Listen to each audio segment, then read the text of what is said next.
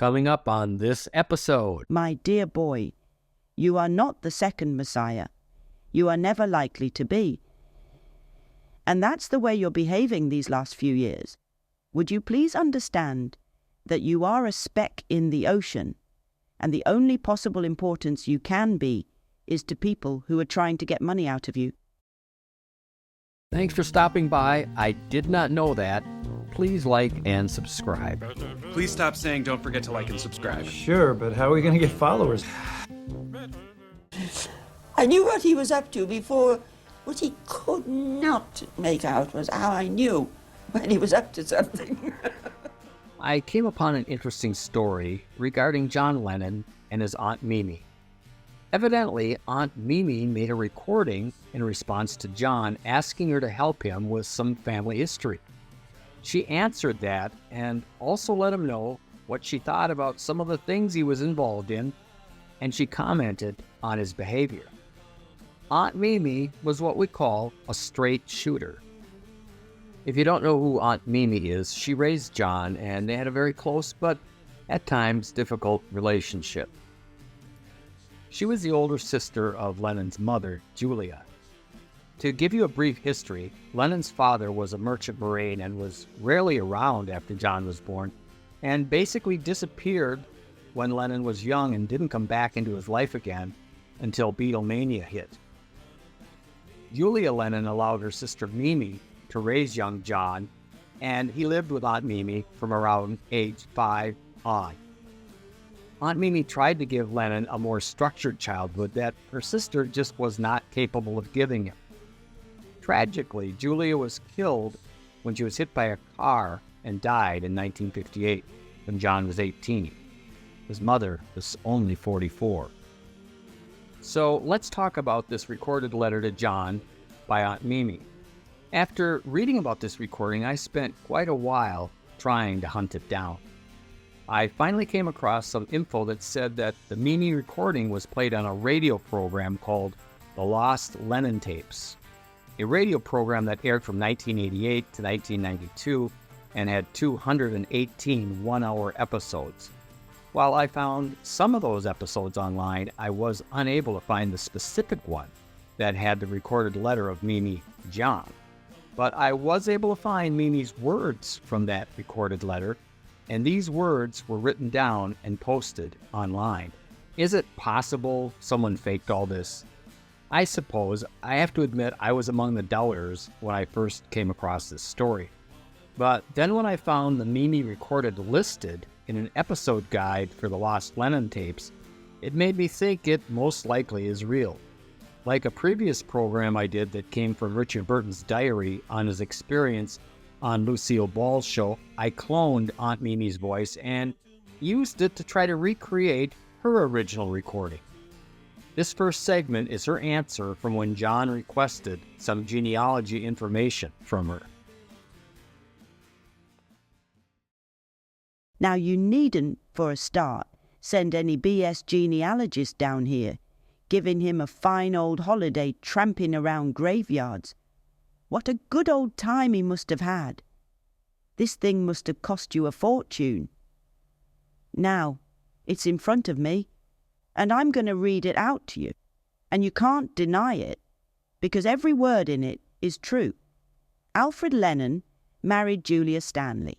He was born the 14th of December, 1912, and Julia was born on the 12th of March, 1914. And of course, they produced John Winston Lennon, who married Cynthia, daughter of Charles Edwin Powell. Married the 23rd of August, 1962, at South Liverpool. The rest of Mimi's recordings talks about how she felt about John's involvement in some of the things that caused controversy. She also speaks of the pain she felt when John's father, Alfred Lennon, suddenly popped into John's life after Beatlemania hit. She wasn't shy about telling him that she felt very hurt when he'd given more attention to Alfred than to her, the woman who had raised him.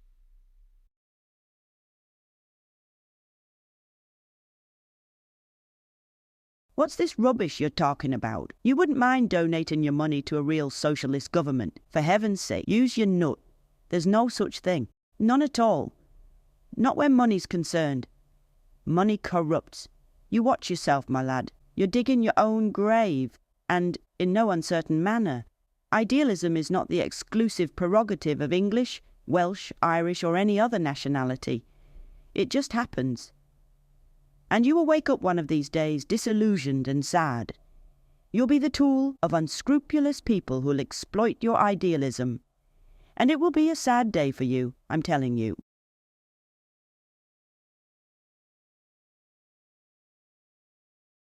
My dear boy, you are not the second Messiah. You are never likely to be. And that's the way you're behaving these last few years. Would you please understand that you are a speck in the ocean, and the only possible importance you can be is to people who are trying to get money out of you. And that's perhaps why they're around you. There's no other reason, John. None whatever. Do wake up, John, and remember the old saying, the cobbler should stick to his last, and your last is music.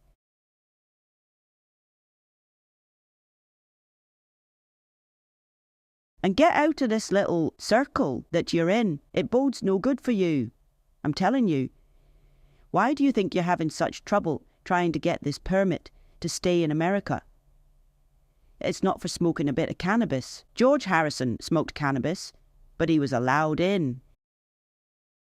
It's your activities there, boy, and you're digging your own grave, and it makes me very, very sad, because I know, in the end, you're going to be hurt, bitterly hurt.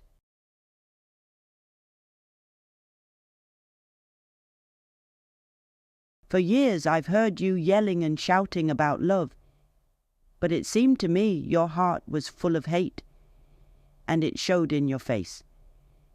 I had an American reporter here about 3 months ago, and he was telling me that you had put it out that you were never wanted, that you were never loved. And this newspaper were willing to pay me to give my opinion of you, my personal opinion of you and your behavior over these years, and told me I would be well paid for it. Since when has money healed wounds? I soon sent him packing. I've been hurt, cut to the quick. What do you think I felt like when I've been with those Beatle parents and have heard what they've done for them? I was foolish enough to think as I had you, and waited for you to be born, that I was father and mother to you. But my goodness, John, you didn't want me. You didn't want anything to do with me. And a lifetime's work was just thrown on one side as nothing.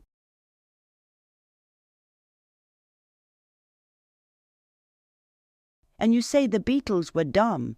They may have been, but in many respects they could have taught you a thing or two. The first thing they did was to make their parents secure. Forever, knowing very well that they would always get it back. But oh no, you, right, left or centre, anyone could have in.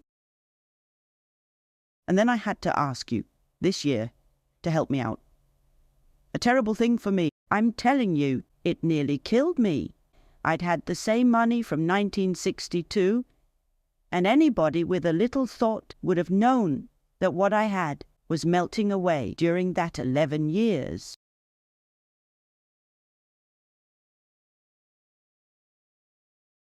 And it seems as though you hated the sight of me. You couldn't bear the sight of me. And you never missed an opportunity to cut me down dead in front of other people as well, which was even worse. But it didn't do you any good, for people noticed. But you were very kind to Alfred Lennon, taking him round the West End and having him in your home. I don't suppose it ever once crossed your mind that that would hurt me, especially when you couldn't stand the sight of me. In your teens, I was hard to live with, and if I had to go through it again, I would still be hard. And you know why, too. You were determined to do things which you knew were wrong, and I was determined that you wouldn't. And if I hadn't been interested, I would have let you do exactly as you liked. And you know how those children turn out. I'd love to hear the real recording someday and see how close the clone voice came to the one I created. So, what do you think of Aunt Mimi's letter? It was stated that this is from the early 1970s, which makes sense. She obviously loved her nephew like a son, and you could feel the pain that came from her words when she felt John wasn't treating her right. There are some interviews with her online, and she comes across as stern, straightforward, but a loving person who was very well-grounded. I think John probably knew this and valued her opinions greatly, and I think he badly needed someone like her in his life.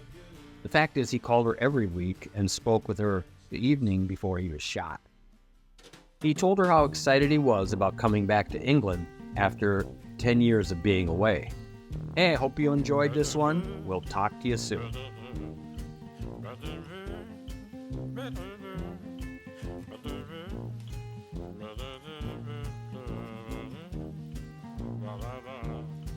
Ba-da-da, ba-da-da.